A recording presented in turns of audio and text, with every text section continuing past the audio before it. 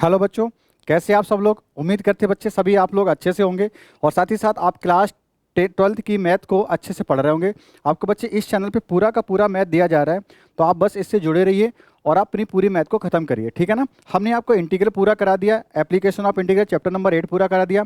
इसके बाद हमने आपको डिफरेंशियल इक्वेशन चैप्टर 10 भी पूरा करा दिया, ठीक है।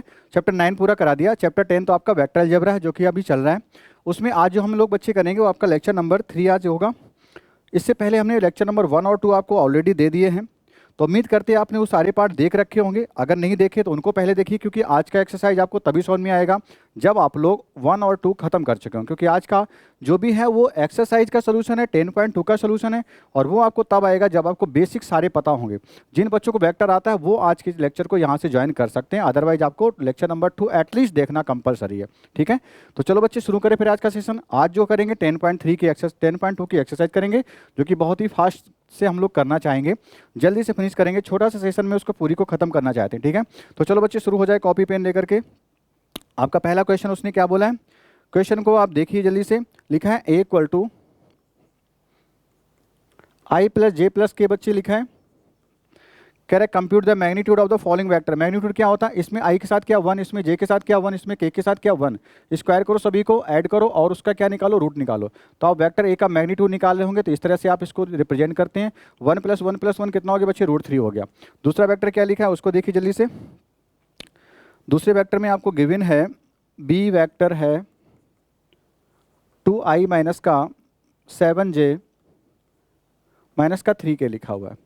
तो बच्चे यहाँ पे i के साथ कितना 2 लिखा है, j के साथ कितना माइनस का 7 लिखा है, k के साथ कितना माइनस का 3 लिखा है। सबको स्क्वायर करो, ऐड करो और रूट लो। ये कैसे आपको पता है, प्रीवियस लेक्चर, इसलिए आपको देखना कंपलसरी है, अदरवाइज आपको चीज़ें समझ में नहीं आएंगी। इस तरह से मैग्नीट्यूड निकालते हैं, वो आपको ऐसे समझ में आएगा, कैसे निकाला, कहाँ से निकला, वो सब चीज़ें प्रीवियस लेक्चर से, ठीक है। 2 का स्क्वायर 4 हो गया, 7 का 49 हो गया, और आप इसको सॉल्व कर लेंगे। आप पे मैं छोड़ रहा हूँ, सी में नहीं करा रहा हूँ इसका। ए वेक्टर निकाल दिया बच्चे, बी का मैग्नीट्यूड निकाल दिया, सी आपके भरोसे, ठीक है। चलिए नेक्स्ट चलते हैं। Write two different vectors having same magnitude. बच्चे जब भी ऐसा क्वेश्चन कहे सेम मैग्नीट्यूड वाले रखने हैं, सेम मैग्नीट्यूड हो जिनका, ऐसे 2 वेक्टर लिखो। तो पहले आप अपनी तरफ से कोई एक वेक्टर लिख लो। मैंने कहा वेक्टर अगर ए है 2i प्लस का 3j माइनस 4k, मैंने इस तरह से लिखा। तो अब दूसरा वेक्टर अगर आप लिखना चाहते हो, मान लो वेक्टर बी लिखना चाहते हो, सेम मैग्नीट्यूड रखने के लिए ज़रूरत है कि हमें स्क्वायर करके वैल्यू को इक्वल लाना है। और स्क्वायर करके अगर वैल्यू इक्वल लाना चाहते हो तो क्यों ना वही नंबर यूज करी जाए, ताकि उनके स्क्वायर भी वही आएंगे और ऐड करने पे वैल्यू भी सेम आएगी। तो बस ऐसा कुछ करो कि हमारा स्क्वायर का सम उतना ही आने वाला है। तो हम 2j के साथ अगर डाल दें और इसके साथ क्या कर लें, 3i कर लें, और k को वहीं बना रहने दें, तब भी आपका वेक्टर जो आएगा सेम मैग्नीट्यूड का आएगा। आप और अगर लिखना चाहते हो, वेक्टर c लिखना चाहते हो, तो वो भी लिख लो। अब की बार k को i के साथ डाल दो, यानी कि आप 4 लिख सकते हो। आप माइनस हटा दो, बना रहने दो, या उसी वेक्टर में 1-2 जगह माइनस कर दो। जैसे 2i लिखा है, यहाँ पे माइनस कर दें 3j और माइनस 4k। इस तरह से मैंने जैसे किया, तो बच्चे यहाँ भी उसका मैग्नीट्यूड सेम आने वाला है, क्योंकि आप प्लस का स्क्वायर करो या माइनस का स्क्वायर करो, वैल्यू तो सेम आने वाली है। तो इस तरह से आप ढेर सारे वेक्टर लिख सकते हो सेम मैग्नीट्यूड के, ठीक है। 2, 3, 4, 5 जितने लिखने उतने लिख सकते हो, कोई बात इसमें प्रॉब्लम नहीं होनी चाहिए। चलो आगे बढ़ते हैं। क्वेश्चन नंबर 2 हो गया। 3 पर आएँ।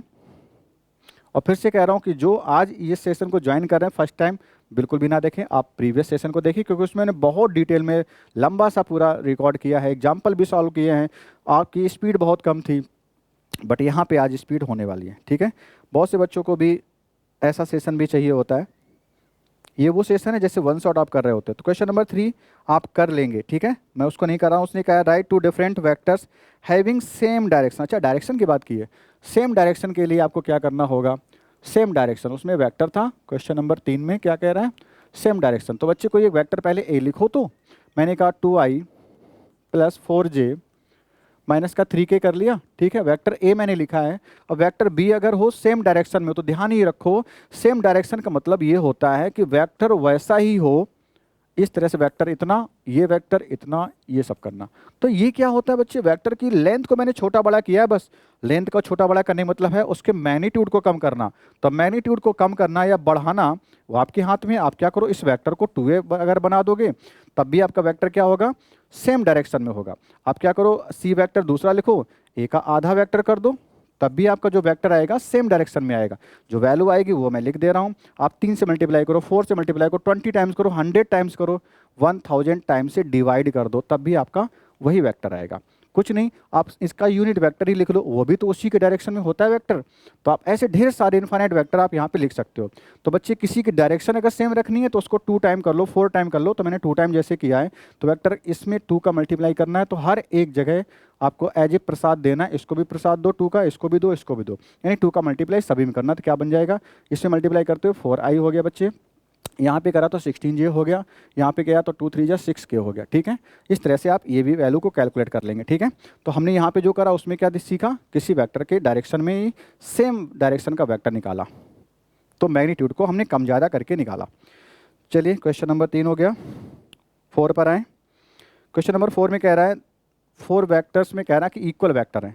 अगर बच्चे इक्वल वैक्टर हैं 2i 3j और दूसरा कौन सा बच्चे xi प्लस yj, ये इक्वल वैक्टर्स हैं, तो क्या एक्स वाई निकालो। अगर बच्चे इक्वल हैं तो उसमें जो i के साथ बैठा है, इसमें जो i के साथ बैठा है इक्वल होगा, इसमें जो j के साथ बैठा है, इसमें j के साथ बैठा है इक्वल होगा। तो ये क्या कह रहा है कि x = 2 है, ये कह रहा है कि y = 3 है। आ गई वैल्यू, है ना, ये इक्वल वेक्टर्स हैं। तो हम लोग कंपोनेंट को, यानी कि i का कंपोनेंट इसमें, उसमें i का कंपोनेंट क्या करते हैं, इक्वल कर लेते हैं। ऐसे j का कंपोनेंट इक्वल किया, वैल्यू हमारे सामने आ गई। ठीक है, नेक्स्ट क्वेश्चन पर चलें। क्वेश्चन नंबर 5 में कह रहा है कि 2 वेक्टर हैं, नहीं पॉइंट गिवन है आपको, और कह रहा है स्केलर एंड वेक्टर कंपोनेंट बताएं। अच्छा, ये हम लोग कर चुके थे प्रीवियस लेक्चर में, फिर से जिन्होंने नहीं देखा उनके लिए कह रहा हूँ। 2,1 आपको पॉइंट दिया है, और क्या दिया बच्चे, -5,7 आपको दिया है। तो आप क्या करें, -5 से -2 करें, कितना आया, -7 आ गया।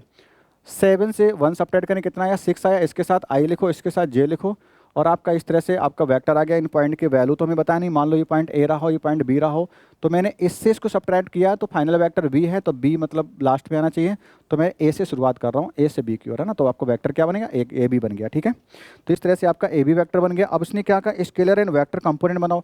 कंपोनेंट कैसे आते हैं, आई के साथ जो बैठा स्केलर कंपोनेंट हो गया आई का, तो यहाँ पे स्केलर कंपोनेंट कितना 7 हो गया, इसमें क्या बैठा है 6, तो आपका 7,6 स्केलर कंपोनेंट हो गए। ये बच्चे मैं क्वेश्चन करा चुका हूँ इसलिए फास्ट कर रहा हूँ। वेक्टर कंपोनेंट में आप पूरा पूरा पार्ट उठा लेते हो, -7i और क्या 6j। ठीक है, इस तरह से आपके क्या आ गई, ये वेक्टर कंपोनेंट आ गए। ठीक है, नेक्स्ट 6 नंबर पे चलें। कोई दिक्कत नहीं होनी चाहिए, अगर आपको कोई प्रॉब्लम होती है तो आप प्रीवियस लेक्चर देखें। Find the sum of the vectors, sum करना है बच्चे। वेक्टर ए बी और सी, 3 वेक्टर आपको गए। Find the sum of vectors, बच्चों वेक्टर का सम करना मतलब वेक्टर ए निकालना, वेक्टर बी निकालना और वेक्टर सी, उनकी वैल्यूज को देखो और उनमें आई कंपोनेंट ऐड कर लो, जे कंपोनेंट ऐड कर लो, के से के कंपोनेंट ऐड कर लो। तो मैं डायरेक्ट क्या करके बताऊं, ठीक है, देखो इसमें पहले में आई कंपोनेंट 1, दूसरे में आई कंपोनेंट -2, तीसरे में आई कंपोनेंट 1, 1 -2 1 ऐड करो 0। जे का कंपोनेंट कितना -2, दूसरे वाले वेक्टर ए में जे का कंपोनेंट कितना -2, उसमें जे का कंपोनेंट कितना -4, -6 हो गया, उसमें भी -6 है, तो -6 कितना -12 के माइनस आ रहा है 12j, सॉरी देख लेना एक बार और, -2 -4 -6, ठीक है, तो आपका कितना आ गया -12j आ गया। आगे उसने क्या पूछा है,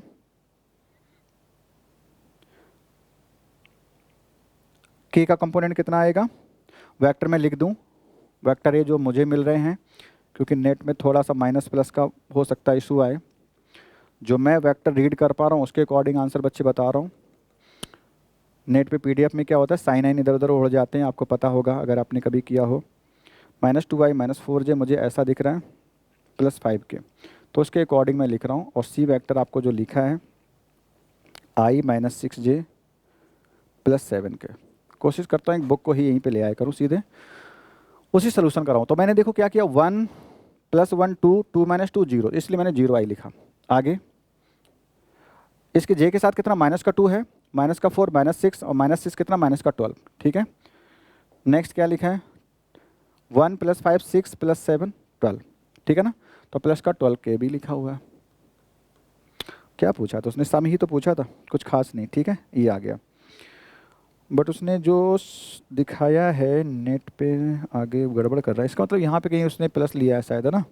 कोई नहीं, अगर मेरे वेक्टर ऐसे हैं तो आप परेशान मत हो, ऐसे हैं तो सोल्यूशन ऐसे करना। माइनस प्लस की गलती है, वो क्यों गलती हो रही, क्योंकि हमें ये वेक्टर मिले हैं तो हम उसके अकॉर्डिंग सोल्यूशन दे रहे हैं। ये कोई गलती नहीं है, ठीक है, कैलकुलेशन मिस्टेक नहीं है, हमने अपनी अकॉर्डिंग कैलकुलेशन की है। अपने अकॉर्डिंग मतलब जैसा हमें क्वेश्चन दे रहे हो वैसी कैलकुलेशन की है। Find the unit vector 7 number exercise में बच्चे कह रहा कि ए इक्वल टू वैक्टर कितना है, आई है प्लस जे है और कितना प्लस का 2k। आप यही मान करके आंसर समझिएगा, उसमें अगर माइनस प्लस कहीं उल्टा सीधा है तो आप देख लेना, कोई इशू नहीं। वेक्टर ए का क्या निकालना, मैग्नीट्यूड निकालना है, यूनिट वेक्टर। तो यूनिट वेक्टर क्या होता है, यूनिट वेक्टर भाई वेक्टर अपॉन में उसका मैग्नीट्यूड। तो वेक्टर क्या हो गया, पूरा वेक्टर ही है जो आई प्लस जे प्लस का 2k और अपॉन में उसका क्या मैग्नीट्यूड। कैसे निकलता है, आई के साथ कौन बैठा है इसमें 1, जे के साथ 2, सॉरी जे के साथ 1, के साथ 2, स्क्वायर करो सभी को, ऐड करो और स्क्वायर रूट लो। आई plus J plus 2k upon में 4 प्लस 1 6, 6 स्क्वायर रूट में ऐसा ही रहेगा।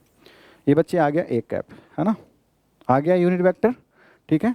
तो इस तरह से आपका आंसर ये फिनिश हुआ।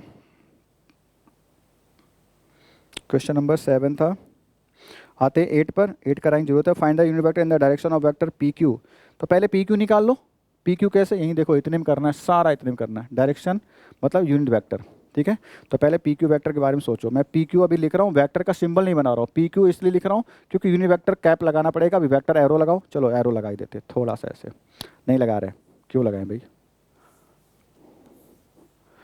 वेक्टर पी क्यू कितना आएगा सोचो, आई के साथ, जे के साथ, के साथ, स्पेस मैनेज नहीं हो रहा है, आई जे और के, पी क्यू। तो क्यू वाले पॉइंट से पहले पी सब्ट्रैक्ट करो, फिर उनमें आई जे के डाल दो। पी से क्यू सब्ट्रैक्ट करो, पी से क्यू 4 - 1 3, 3i हो गया, ठीक है। तो मैं यहाँ पे क्या लिख रहा हूँ 3i। नेक्स्ट कितना है पॉइंट में देखो, 5 - 2 3, 6 - 3 3, ठीक है। तो आपका जो वेक्टर बना पी क्यू 3i बन गया प्लस 3j बन गया प्लस 3k बन गया। ये वेक्टर पी क्यू है, हमें क्या चाहिए डायरेक्शन यानी यूनिट वेक्टर। तो पी क्यू का कैप निकालना होगा। यूनिट वेक्टर निकालने के लिए क्या होता है, यूनिट वेक्टर की वैल्यू होती है डायरेक्शन यानी कि वेक्टर अपॉन में उसका मॉड।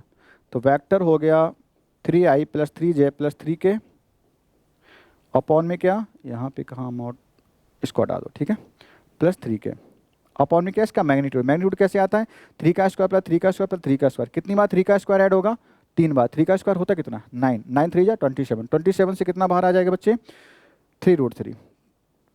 तो ये आपका आ गया फाइनली पी क्यू कैप। और ऐसे कोई बड़ी मैंने कैलकुलेशन नहीं करी है, ठीक है, आपको ये सब आता है।